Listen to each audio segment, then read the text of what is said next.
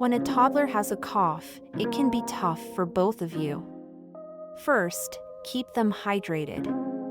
Water, warm broth, or herbal teas can work wonders.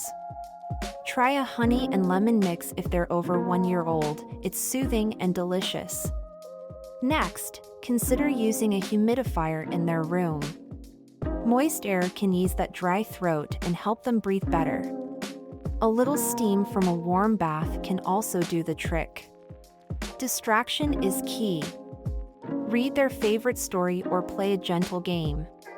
Sometimes, a cozy cuddle can make them feel better.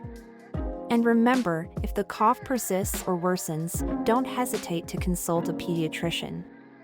Your little one's comfort is the priority.